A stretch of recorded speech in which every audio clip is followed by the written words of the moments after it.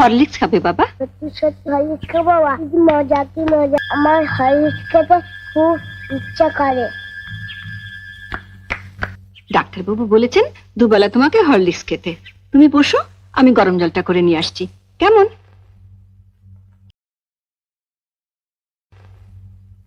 কি গো মা, তোমরা হঠাৎ একেবারে বড় লোক হয়ে গেলে।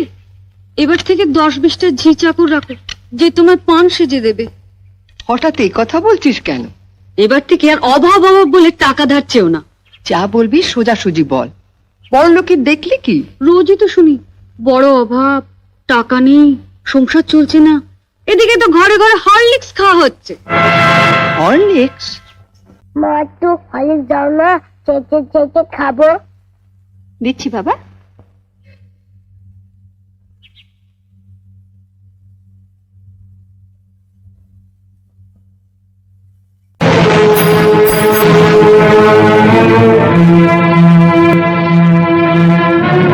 লুকিয়ে লুকিয়ে ছেলেকে হরলিক্স খাওয়ানো হচ্ছে, আর যেই না সংসারে একটু বেশি টাকা দিতে বলি অমনি মুখ শুকনো করে বলা হয় কোথায় পাবো। জ্বরেও দুর্বল হয়ে পড়েছে মা, ডাক্তার ওকে হরলিক্স খেতে বলেছে, তাই ওর বাবা থাক। ধার করে। ওসব কথা অনেক শুনেছি, ধরা পড়লেই ধার করেছি। নে লতু, তুলে নে হরলিক্সটা।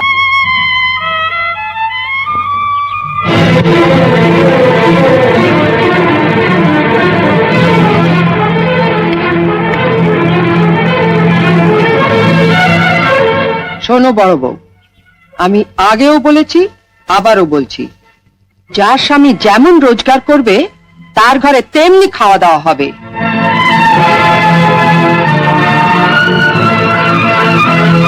ছেলেকে যদি হরলিক্স খাওয়াতেই হয় তাহলে কর্তাকে বলো রোজগার একটু বাড়াতে, নয়তো এর পরও যদি ছেলে হরলিক্স খেতে চায় তাহলে বাজার থেকে 20 পয়সা দিয়ে হরলিক্স বিস্কুট কিনে এনে দিও, কেমন?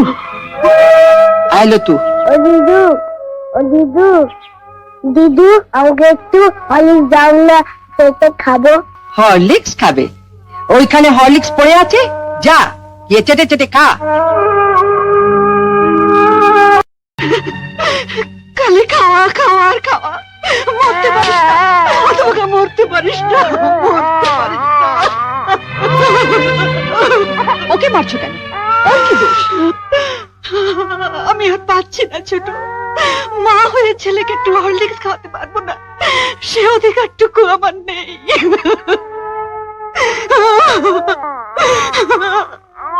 উনিও তো মা, ওনারও তো সন্তান আছে।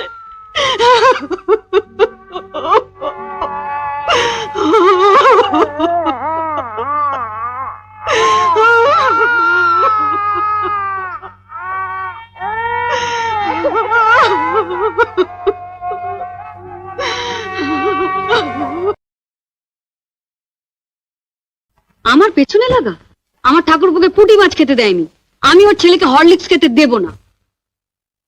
এই পানের বাটাটা টেবিলের উপর রেখে খাটের নিচে একটা প্লাস্টিকের ঝুড়ি আছে, বের কর তো। বস। জানিস বাজার থেকে আপেল আনিয়েছি, শরীরটা এত দুর্বল লাগে। ওই হরলিক্সটা তুমিও খেতে পারো মা। হ্যাঁ, প্রত্যেকদিন রাত্রিরে 1 গ্লাস করে হরলিক্স করে খাবো। হ্যাঁ, আর বানাতে দেবে বৌদিটাকে। তবে একা খেও না মা, বাবাকে একটু দিও।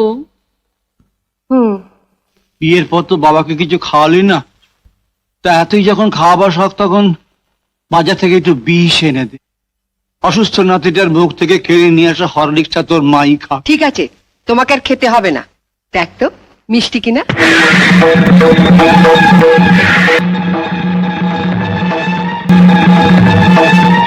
এটা কি হলো?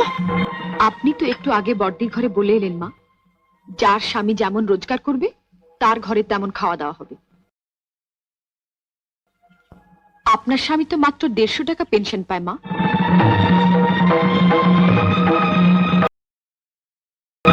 আপনার যদি এতই ফল খাবার শখ হয় মা, বাবাকে বলুন না রোজগার বাড়াতে।